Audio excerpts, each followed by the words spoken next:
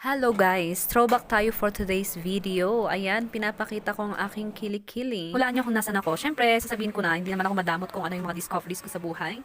Andito lang naman ako sa may Belle Levy by FNB Aesthetic. O, alam niyo na guys, pangalan pa lang, alam niyo na kung anong ginagawa nila dito. So guys, nang ibig sabihin ng Belle or Belle Levy, French word meaning, hey, beautiful. Gusto niyo magpaganda, diretso na dito. Kung gusto niyo magpatangos, ginagawa rin yan dito. Kaya, tara na. Actually, marami silang promo dito. Ang in-avail ko is yung hair removal at saka kilikili whitening. Wala, na-amaze lang ako. Hindi naman ganun kadami yung kilikili hair ko. Bilang na bilang lang, pwede mong bilangin. Pero dahil sa curiosity, trinay ko. Ayan tuloy. Yung dating bilang na buhok, ngayon, wala na. Mas pumuti pa. Char. Kaya kung gusto nyo, kayo din. So, eto na nga yung actual. Panoorin nyo. Ayan no, nakikita nyo naman siguro, hindi ganun kadami yung buhok ng kilikili ko, no? Bilang na bilang lang, bilangin nyo. Baka hindi pa kayong mabot ng 10, char.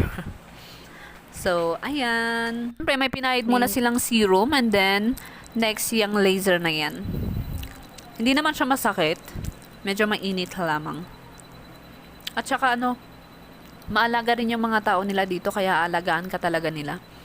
Step by step ang gagawin nila, hindi yung mag-avail ka ng whitening tapos hair removal, gagawin nila ng isang araw yun. Syempre, once a week kayong pupunta doon kasi delikado kapag isang araw nila gagawin yung lahat ng procedure. Baka mas lalong, hindi mo maintindihan ang itsura ng kilikili mo kapag ganun. Kaya, kapag kayo mag-avail kayo, huwag kayong atat. Kasi it takes time. Syempre, walang shortcut. Ano ka ba? Walang shortcut sa buhay. Yan yung first session ko. Ngayon, pumunta naman ako for the second session. So, ang ginawa nila, pinahiran ng charcoal, keme, na ewan kung anong tawag dyan. Panoorin nyo kung anong ginawa. Ay, pwede rin pala guys, kung gusto nyo magpa-wax. Pwede. Magpa-Brazilian wax sa baba. Pwede yan. Ayan naman nakikita nyo naman siguro kumpleto sila sa gamit, kaya huwag kayong mag-alala kung magpapagawa kayo dito.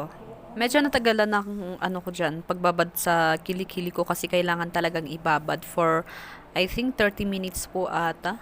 So, medyo kunting-kunti na lang, antukin na talaga ako dyan. Pero worth it naman talaga. For your information guys, hindi yan masakit.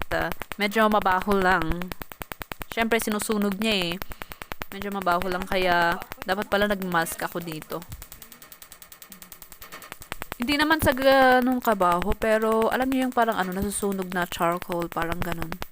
Yun yung amoy niya. Yung pinahid sa kilikili ko. Gusto niyo bisitahin yung page nila, yung wall nila, para malaman niyo kung ano pa yung mga iba nilang promos. Ilalagay ko dyan sa may description ng ating videos, kaya alam na.